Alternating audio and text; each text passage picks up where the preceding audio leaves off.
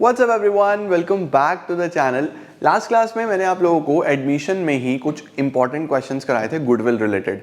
आज आपको एक क्वेश्चन रिजर्व्स का करा रहा हूँ और एक कॉम्प्रिहेंसिव क्वेश्चन ट्राई करते हैं कि एडजस्टमेंट में किस तरीके से अलग अलग होंगी और आपको बड़ा क्वेश्चन कैसे सॉल्व करना है। तो आइए जल्दी से इस क्लास को शुरू करते हैं और कुछ नया सीखते हैं। चलिए let's begin.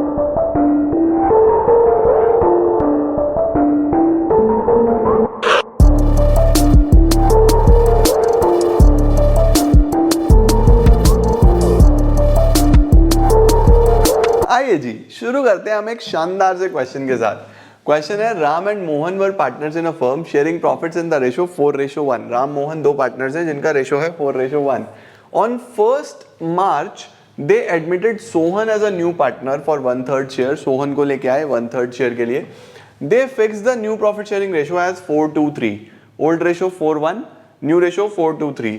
P&L account on that date on the date of admission showed a balance of rupees 32,000 debit. बेटा जी डेबिट बैलेंस, कभी भी डेबिट बैलेंस ऑफ P&L दिया हो तो समझ जाओ लॉस है। डेबिट बैलेंस हमेशा लॉस होता है, ठीक है। The firm also had a reserve of 1 lakh, 1 lakh का रिजर्व भी है, ठीक है जी। सोहन 60,000 रुपए का प्रीमियम लेके आएगा अपनी गुडविल के लिए। तो तीनों चीजें हैं इसके अंदर, एक रिजर्व भी है, एक P&L का बैलेंस भी है और एक गुडविल का पैसा भी है। आपको मैंने क्या बताया था, कभी भी नया पार्टनर आता है तो रिजर्व्स का क्या करना है, रिजर्व्स को डिस्ट्रीब्यूट करना है ओल्ड पार्टनर्स ओल्ड रेशो में। तो चलो फिर आइए जल्दी से फटाफट से। रिजर्व है, P&L का बैलेंस है, राम और मोहन ओल्ड पार्टनर्स हैं, ठीक है जी। चलो भाई साहब, reserve debit to Ram to Mohan, पूरा लिख देना, Ram's capital account Mohan's capital account.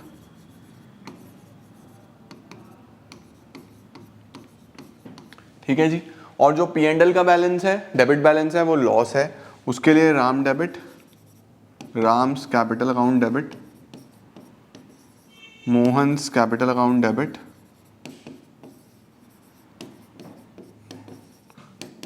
To P&L। ये डेबिट बैलेंस आ गया, ठीक है जी।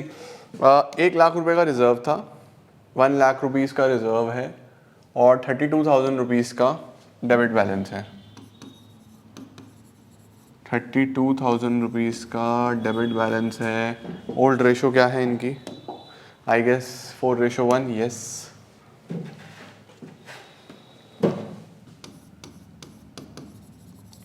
$80,000 $20,000 तो ये हो जाएगा। 32,000 4:1 में 25,600, 6,400, ठीक है। इसके बाद हमें गुडविल का एंट्री करनी है। वो गुडविल लेके आया है, कैश में लेके आया है ना। The firm also had a reserve, ये हो गया। Sohan is to bring 60,000 as premium for his share of goodwill. अब एंट्री कर देंगे हम लोग bank account debit to premium for goodwill, ठीक है जी। कितना प्रीमियम हो गया, bank account debit to premium for goodwill 60,000 रुपए।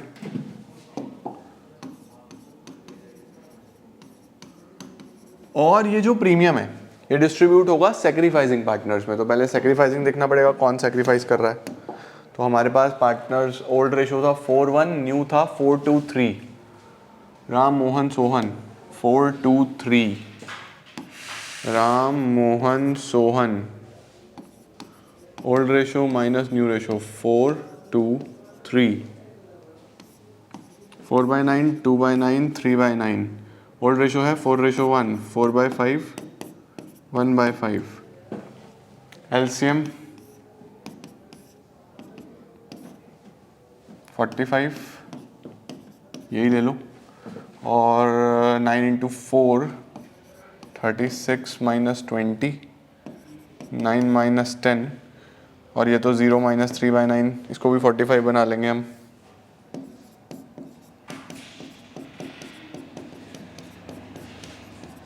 (15/45) माइनस का 1/45, 16/45। तो सेक्रीफाइस तो बस एक ही कर रहा है बेटा।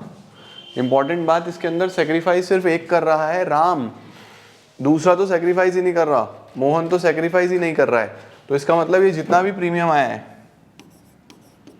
प्रीमियम फॉर गुडविल डेबिट, पहली बात तो ये सारा का सारा राम को जाएगा भाई, ठीक है, पहली बात ध्यान रखेंगे कि ये पूरा का पूरा प्रीमियम राम को जाएगा। सेकेंडली ये जो गेन कर गया मोहन, ये भी पैसा लाएगा भाई साहब, ये जो मोहन है ये भी पैसा लेके आएगा और ये पैसा किसको लाके देगा, राम को ही लाके देगा। तो इस केस में हम मोहन को डेबिट करेंगे और ये भी राम को पैसा मिलेगा, एक तो 60,000। अब सवाल उठता है सर मोहन कितना पैसा लेके आएगा, तो उसके लिए गुडविल ऑफ द फर्म निकालना पड़ेगा, ठीक है, उसके लिए हमें निकालना पड़ेगा goodwill of the firm. Sir goodwill of the firm तो गिवन नहीं है, हमें गिवन क्या है, हमें गिवन है सोहन का प्रीमियम फॉर गुडविल, ठीक है। तो अगर आपको कभी भी ऐसा क्वेश्चन हो कि गुडविल ऑफ द फर्म निकालना हो,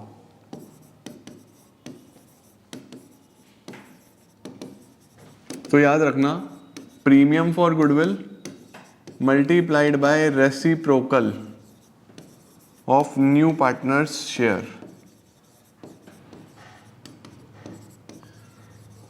ये लेके आया है 60,000 का प्रीमियम, मल्टीप्लाइड बाय रेसिप्रोकल कर दो इसका शेयर, जो नया पार्टनर आया है वो कितने के लिए आया है, 1/3 के लिए आया था ना, इंटू 3/1 कर दो, तो 1,80,000 का गुडविल ऑफ द फर्म बैठ जाता है। देखो जो भी नया पार्टनर होगा वो अपने शेयर के प्रोपोर्शनेट ही तो गुडविल लाया होगा ना, तो 180 अगर गुडविल ऑफ द फर्म होगा, 180 का 1/3, तभी तो वो 60,000 लाया होगा या नहीं लाया होगा, है ना। तो मेन इंपॉर्टेंट बात तो यही है कि यहाँ से आपने गुडविल ऑफ द फर्म निकाल लिया। अब 180 का जितना उसने गेन करा 1/45, 180 इंटू 1/45, 4,000 रुपये ये लेके आएगा, तो टोटल इसको मिल जाएगा 64,000। Very very important entry. अगर कोई पुराना पार्टनर भी गेन कर जाता है तो वो भी जितना गेन कर रहा है उतना ही share goodwill of the firm में से लेके आएगा और सेक्रीफाइसिंग पार्टनर को देगा। तो एक तो जो पार्टनर नया आया है वो तो लाया ही लाया है ये प्रीमियम, जो दूसरा पार्टनर गेन कर गया वो भी कंपनसेट करेगा उस पार्टनर को जो क्या कर रहा है, सेक्रीफाइस कर रहा है। तो आई होप आप लोगों को ये वाला क्वेश्चन समझ में आया होगा। बहुत बढ़िया क्वेश्चन है, इसको दोबारा से देखना एक बार क्योंकि काफ़ी इंपॉर्टेंट है। गुडविल ऑफ द फर्म निकालनी सीख लो और अकॉर्डिंगली आप चीज़ें करके चलो। इसके बाद हम और आगे चलते हैं और एक दो और क्वेश्चंस करते हैं। अब हम एक बड़ा क्वेश्चन करते हैं, कॉम्प्रिहेंसिव क्वेश्चन जो एग्जाम में आ सकता है। देखो इस तरीके का क्वेश्चन कॉम्प्रिहेंसिव होता है जो आपको पता ही है, prepare revaluation account, partners capital account और बैलेंस शीट, ठीक है। याद रखो सेम वही काम करना है जो आप पीएसआर में करके आए हो, बिल्कुल सेम। तो आओ फॉर्मेट बनाते हैं।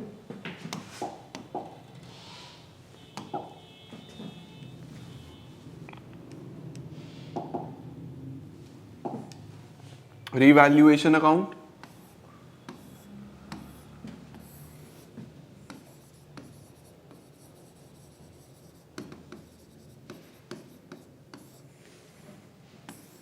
पार्टनर्स कैपिटल अकाउंट,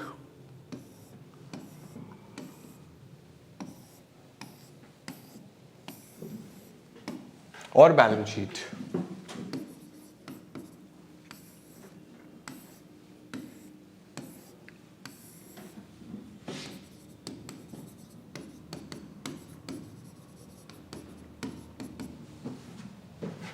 कौन कौन है हमारे पास पार्टनर्स?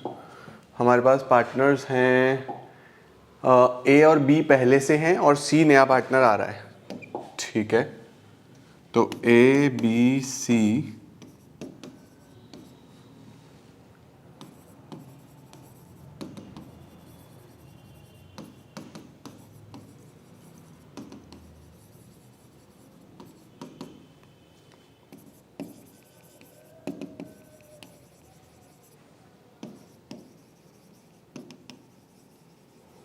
सबसे पहले हम क्या करते हैं, सबसे पहले जिसका भी बैलेंस हो वो बैलेंस ब्रॉट डाउन कर लो। तो पहले हम बैलेंस ब्रॉट डाउन कर लेते हैं बाय बैलेंस ब्रॉट डाउन। ए का, बी का और सी का, कैपिटल का ए और बी का है 40,000 और 30,000, 40,000 30,000 ये कैपिटल के बैलेंसेस आ गए। बैलेंस शीट में ऐसा कोई भी फिलहाल बैलेंस नहीं होता, ठीक है। आओ जी, उसके बाद क्या करते हैं हम, ए और बी पार्टनर्स थे, प्रॉफिट शेयरिंग रेशो 5:3 था, सी को लेके आए 1/4 के लिए और वो कंट्रीब्यूट करा equally by A and B. इसका मतलब बहुत clearly sacrificing ratio is equal, बराबर बराबर गिवन है कि सी आया और उसका शेयर दोनों ने बराबर बराबर दिया, ठीक है, बहुत बढ़िया। On the date of admission balance sheet दिया हुआ है, बैलेंस शीट में हमने सबसे पहले ए और बी की कैपिटल लिख ली। अब इसके बाद हमारे पास अगर कोई रिजर्व डिस्ट्रीब्यूट करने के लिए है तो वो डिस्ट्रीब्यूशन करते हैं। हमारे पास अगर देखा जाए तो WCR है 4,000 रुपये का, 5:3 में WCR को डिस्ट्रीब्यूट कर देते हैं। WCR का कोई कंपनसेशन वगैरह क्लेम नहीं है जी, बहुत बढ़िया। तो WCR 4,000 का हम डिस्ट्रीब्यूट कर देते हैं 5:3 में, 4,000 × 5/8 2500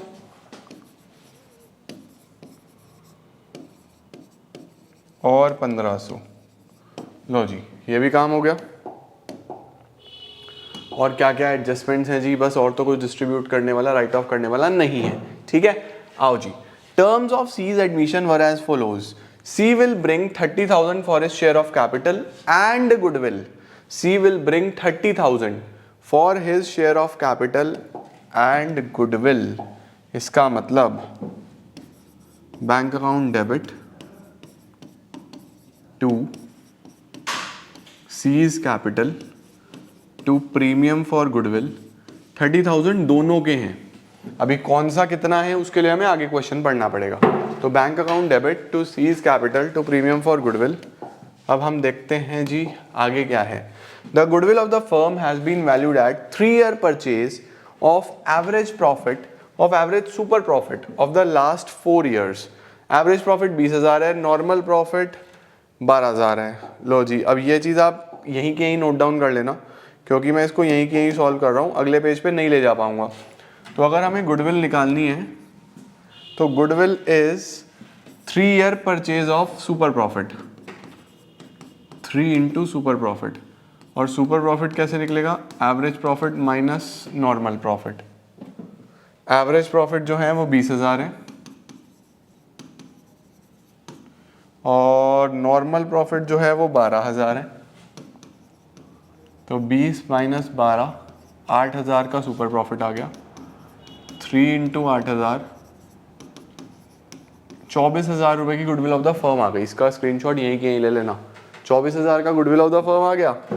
तो सी का शेयर कितना होगा, सी का गुडविल 24,000 × 1/4 6,000 रुपये हो जाएगा। सी का जो गुडविल है वो 6,000 होगा। इसका स्क्रीनशॉट लो, हो गया जी, 6,000 सी का गुडविल आ गया। इसका मतलब 30 में से 6,000 गुडविल है तो 24,000 की वो कैपिटल लेके आया है, राइट। तो यहाँ पे हम लिखेंगे by bank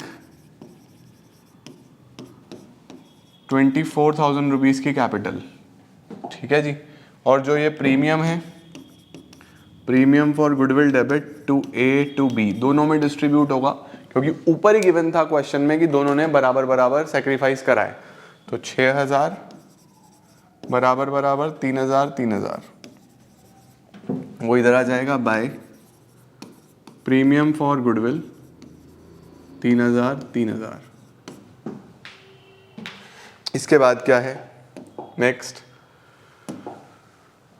furniture is under valued bye 12,000। Furniture under valued है 12 से तो बढ़ा देते हैं, 20 था 12 से बढ़ा दो 32 हो जाएगा।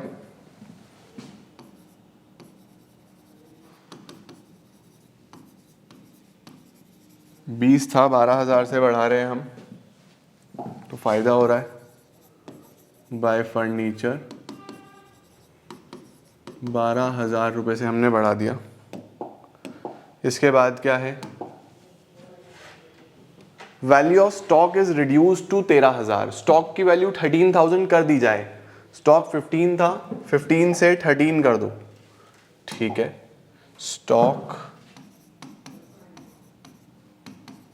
13 कर दो, 2,000 वैल्यू कम हुई है तो नुकसान हो रहा है।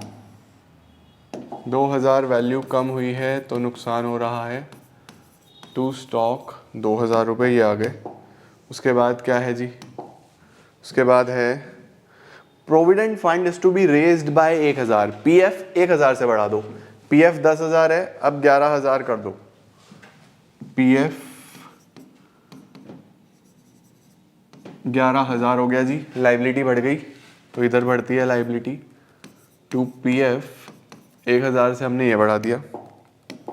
और क्या दिया है, creditors are unrecorded to the extent of 6,000, 6,000 के क्रेडिटर्स अभी तक अनरिकॉर्डेड हैं तो रिकॉर्ड कर लो, 2,000 है, 6 और रिकॉर्ड होंगे तो 8,000 हो जाएंगे।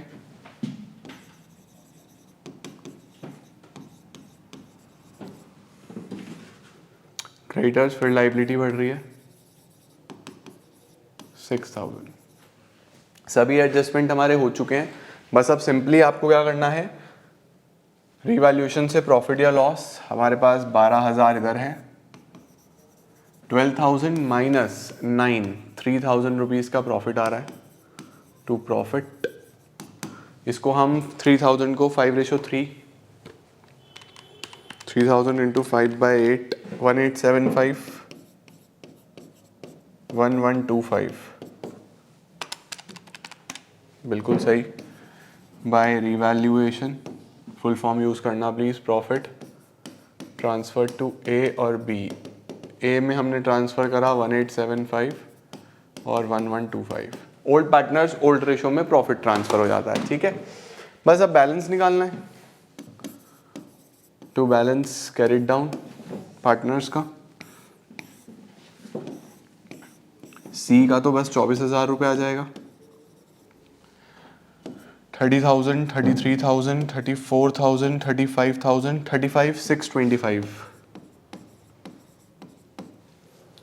और 40,000, 42,000, 45,000, 46,000, 46 and 8, 46,800, 46 कर ही लेता हूँ कहीं गलती ना हो जाए, 40,000, 2,500, 3,000, 1875, 47,375, ये भी वेरीफाई कर लें, 30,000, 1,500, 3,000, 1,125, 35,625, ठीक है, करेक्ट है जी। बस ये इधर ले आओ, ए का कैपिटल, बी का कैपिटल, सी का कैपिटल, 47,375, 35,625, 24,000, ये कैपिटल्स आ गए। बस अब जो हमने डिस्ट्रीब्यूट नहीं करे हैं वो एज इट इज़ आ जाएंगे।